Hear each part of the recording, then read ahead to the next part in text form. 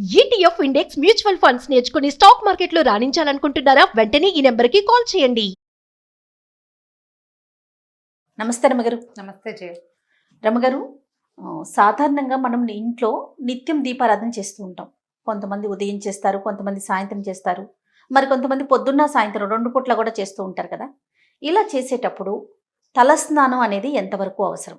సాధారణంగా దేవుడి దగ్గరికి వెళ్ళేటప్పుడు కానీ, లేకుంటే దేవాలయం దగ్గరికి వెళ్ళేటప్పుడు కానీ ఖచ్చితంగా తలస్నానం చేయాలని అనుకుంటాం మనం. కానీ నిత్య దీపారాధన చేసేవారు ఖచ్చితంగా తలస్నానం అనేది చేయాల్సిందేనా? మీరు అసలు ఎలా ఫాలో అవుతారు? రోజు తలస్నానం చేయవలసిన అవసరం లేదు. రోజు తలస్నానం చేయకూడదు కూడా. నిత్యము తలస్నానం చేయకూడదు. నిత్య దీపారాధన అంటే ఇప్పుడు మాలాగా ఇళ్లలో మాకు అది క్యాజువల్ పని, రెగ్యులర్గా చేయవలసిన విధి. పడుకోవటం లేవటం లాగా దీపారాధన చేయడం అనేది అంత అత్యంత సహజమైన క్రియ. అలా కాకుండా ఇళ్లల్లో లేవు పెద్దగా. మీ పెద్దవాళ్ళు ముందు తరాల్లో ఎవరు చేయలేదు. ఇప్పుడు ఈ తరంలో మనకు అలవాటు, మనకు నచ్చింది, దీపం ఉంటే బాగుంది అనిపిస్తుంది. అది చాలా మంచిదని మనం మిగిలిన పెద్దవారి దగ్గర వింటుంటారు, చేసుకోవాలనుకుంటారు. మనం కూడా చేయాలి అని చాలా కుటుంబాల్లో వారానికి ఒకసారి దీపం పెట్టేవి కూడా నా చిన్నప్పుడు నాకు తెలిసి చేయాలి. నా ఫ్రెండ్స్లో చాలామంది ఇళ్లలో పండగలప్పుడే దీపారాధన చేసి మామూలు రోజుల్లో ఊదొత్తులు వెలిగించే వాళ్ళని కూడా నేను చూశాను. నాకు తెలుసు కేవలం రోజు ఊదొత్తులు వెలిగిస్తారు దేవుడికి. దీపాలు ఏం పెట్టరు. దేవుడు గూడు ఓ పక్కన ఉంటుంది అంతే. అది పండగలప్పుడు, పబ్బాలప్పుడు, పుణ్యకార్యాలప్పుడు చేసుకునేదే తప్ప మాకు మళ్ళీ రోజు దీపారాధన, నిత్య దీపారాధన ఉండదు. నిత్య పూజ అవి అందరిలోనూ ఉండేవి కాదు ఇది వరకు. ఇప్పుడు క్రమంగా మనకి సోషల్ మీడియా ప్రభావం వల్ల రోజు దీపారాధన, దేవుడు కూడా అందంగా చక్కగా అలంకరించుకోవటము, పువ్వులు పెట్టడము, రోజు మార్చటము, తర్వాత ఈ రోజున ఇది చదువుకోవాలి, ఆ రోజున అది చదువుకోవాలి అని దైవభక్తి పరాయణత్వం పెరగటము, అవన్నీ ఈ కాలంలో డెవలప్ అయినవి. ఇవాళ రేపు డెవలప్ అయినవే తప్ప అందరూ చేసేవాళ్ళు కాదు. కానీ ఇప్పుడు మనం చేయాలనుకునే వాళ్ళ సంగతి. తలస్నానము అసలు సాధారణంగా మామూలుగానే అసలు వారంలో అన్ని రోజులు తలస్నానాలు చేయకూడదు. బుధవారము, శనివారము ఈ 2 రోజులే తలస్నానానికి అంటే తలంటుకి శ్రేష్టం. బుధ మరియు శనివారాలు. మిగిలిన వారాలన్నీ తలస్నానం చేయకూడదు. పైగా ఏమి నెత్తికి నూనె రాసుకోకుండా, ఏం పెట్టి రుద్దుకోకుండా నెత్తి మీద నీళ్లు పోసుకోవటం అశుభం, తప్పు, పనికిరాదు. అవి మరణాలు సంభవించినప్పుడే అట్లా నెత్తి మీద నీళ్లు పోసేసుకుంటారు. నూనె అంటూ ఉండదు, రుద్దుకోవటము ఉండదు. ఆ తల ఆరదు. అలా స్నానం చేసి నెత్తి మీద నీళ్లు పోసుకుని దీపం పెట్టడం చాలా తప్పు, చేయకూడదు. అది అశుభ కార్యాల్లో చేసేది. ఖచ్చితంగా నూనె పెట్టుకోవాలి లేదా ఏదైనా పెట్టి రుద్దుకోవాలి. 2. ఇప్పుడు తల స్నానము అంటే వాటర్ వాష్ కాదు. ఓకే, వాటర్ వాష్ ఒకవేళ విషయం పూర్తవని వాటర్ వాష్ ఒట్టిగా నీళ్లు పోసుకోవటం అని అనేది అశుభాల్లో చేస్తారు. జ్ఞాపకం పెట్టుకోండి. నెత్తి మీద నీళ్లు పోసుకుని రావటం మనకి పనికిరాదు.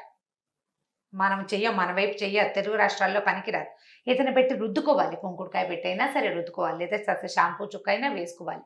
అది ఎప్పుడు చేస్తారంటే అశుభాల్లో చేస్తారు. 2వది అనారోగ్య సూచకం. అది తలలో జిడ్డు ఉండిపోతుంది, మురికి ఉండిపోతుంది, ఆరదు తల. సాయంత్రం అయ్యేసరికి తల నాదొస్తుంది, అస్సలు పనికిరాదు. తల స్నానం అంటే అంటుకుని స్నానం చేయటం. నూనె రాసుకో, నూనె కాకపోతే ఇంకో హెన్నా పెట్టుకో, ఇంకోటి పెట్టుకో, ఏదో ఒకటి నెత్తికి పెట్టుకుని దాన్ని వదిలించుకునేందుకు ఇంకొకటి పెట్టాలి కదా మనం. అది చేస్తే మీకు జుట్టు ఆరిపోతుంది. ఆరిన జుట్టు ఆరోగ్యానికి మంచిది, తడారిన జుట్టు జబ్బు చేస్తుంది, పనికిరాదు. ఇప్పుడు ఈ తలంటు పోసుకోవడానికి మరి మనకి ఇదివరకు స్కూళ్ళకి వెళ్ళే పిల్లలంతా ఇప్పుడు కూడా ఆదివారాలే సెలవులు ఉంటే ఆదివారం పొద్దున బాగా చక్కగా నూనె రాసి తలంటు పోసుకుంటాం. వీలు కదా. నిజానికి ఆదివారం అనారోగ్యం, పనికిరాదు. మనకి ఇదే వీలు. ఇప్పుడు ఏం చేస్తాం అంటే మిగిలిన వారాల్లో స్నానాలు చేయటానికి ఒక అమెండ్మెంట్స్ ఉంటాయి ప్రతిదానికి. సోమవారం నాడు చేస్తే నూనెలో ఇది వేసుకోండి, మంగళవారం రాయాల్సి వస్తే ఇది వేసుకోండి అని. మంగళవారం మంచిది కాదు, సోమవారం మంచిది కాదు, గురువారం మంచిది కాదు, శుక్ర ఆదివారాలు కూడా మంచివి కాదు. వారంలో 2 ముఖ్యమైన వారాలు బుధవారము మరియు శనివారము. ఈ 2 రోజుల్లోనూ స్నానం చేస్తే సౌమ్యత వస్తుంది, శరీరానికి కాంతి వస్తుంది, ఆరోగ్యం వస్తుందని శాస్త్రరీత్యా చెప్పబడింది. శనివారం నాడు నువ్వుల నూనె నెత్తికి ఒంటికి అద్దుకుని పిల్లలు కూడా చక్కగా రాసి ఆ నూనెని వదిలిస్తే గ్రహపీడలు కూడా తొలుగుతాయి. శనివార స్నానం ద బెస్ట్ శ్రేష్ఠ స్నానంగా చెప్పబడుతుంది. స్త్రీలకైనా పురుషులకైనా ఎవరికైనా పిల్లలకు కూడాను. అయితే ఇప్పుడు మనం పూజా స్నానం గురించి మెయిన్ మన అవును, మోటో అవును. మన క్వశ్చన్ అది. ఇప్పుడు నిత్యము పూజ చేసుకునే వాళ్ళకి అసలు తల స్నానం అక్కర్లా. మీరు ఈ వారాల్లో ఏ 2 రోజు చేయదలుచుకున్నారో ఆ రోజు స్నానం చేయటం, రోజు స్నానం చేసి దీపారాధన చేసుకోవచ్చు. ఈ పుణ్య స్త్రీల కంటే ఎవరైతే వివాహితలు ఉంటారో వీళ్ళు ఒక చిటికెడు పసుపు రాసుకుని స్నానం చేస్తే, నేను ముందు రోజు రాత్రి భర్తలతోటి ఉన్నామని, బయటికి వెళ్ళామని, ఎక్కడికో వెళ్ళొచ్చామని, మర్నాడు స్నానం చేయాల్సి వస్తుందని ఆ శంక పడని అవసరం లేదమ్మా. పుణ్యస్త్రీకి పసుపు రాసుకుని స్నానం చాలా మంచిది, తల స్నానంతో సమానం. ఈ నెత్తి మీద నీళ్లు పోసుకునే విధానం ఉంది చూసావా, పూర్వకాలంలో భర్తలు మరణిస్తే జుట్టు తీయించేవాళ్ళు. అవును. వాళ్ళు రోజు నెత్తి మీద నీళ్లు పోసుకోవాలి అని. అది కూడా ఏమిటంటే మడిగట్టుకోవటం కోసం, దేవతార్చనకి తలస్నానం చేయకపోతే పనికి రాదని వాళ్ళని చేయమని వాళ్ళు. ఇప్పుడు మనకు అసలు ఆ విధానమే లేదమ్మా. అలాంటి బ్యాడ్ ఐడియాస్ అన్ని తీసి పక్కన పెట్టండి, వాటిలోకి వెళ్ళొద్దు అసలు. మన జీవితాలే అట్లా లేవు, మన పద్ధతే అది కాదు. భర్తలు లేకపోయినా, మరణించినా, లేకపోతే మీరు ఏదైనా డివోర్స్ లాంటివి తీసుకున్నా, ద్వితీయ వివాహానికి అవకాశం ఉన్న రోజు ఇది. ఎందుకు పూర్వకాలపు ఆలోచనల్లోకి వెళ్ళాలి మనం? మరి వారాల్లో స్నానం చేయకూడదని పూర్వకాలం ఆలోచన కాదా మీది? నీ నెక్స్ట్ క్వశ్చన్ అదే, నీ మొహంలో అదే ప్రశ్న కనిపిస్తుంది. నేను చెప్తాను చూడండి. ఇప్పుడు నెల మొదట్లో ఆదివారం మొదలైంది, వారాలు రోజు మారేసరికి సూర్య గమనం మారుతుంది. మనకి సండే, మండే, ట్యూస్డే ఇంగ్లీష్లో చదువుకుంటాం. తెలుగులో ఆదివారము అంటే రవివారము సూర్యుడి, సోమవారం అంటే చంద్రుడిది, మంగళవారం అంటే కుజుడిది, బుధవారం అంటే బుధుడిది. ఇవన్నీ గ్రహాలకు సంబంధించిన రోజులమ్మా. ఈ రోజుల్లో సూర్య గమనం మారుతుంది కాబట్టి చంద్ర గమనం మారుతుంది. చుక్కలు పెరుగుతాయి, తగ్గుతాయి, చంద్రుడి కళలు పెరుగుతాయి, తగ్గుతాయి. మనం చూడండి, ఆది సోమవారాలకు 2 వారాలు గడవంగానే అమావాస్య వస్తుంది. అమావాస్య రాగానే చంద్రుడు ఉండడు, సముద్రంలో అల్లలు పోటెత్తుతాయి. పౌర్ణమి రాగానే చంద్రుడు ఇంత వాడైపోతాడు, మళ్ళీ అల్లలు పెరుగుతాయి. ఇప్పుడు సూర్యచంద్రుల గమనంతో మనకి ప్రకృతి స్పందిస్తోంది, మనకు తెలుసు కదా.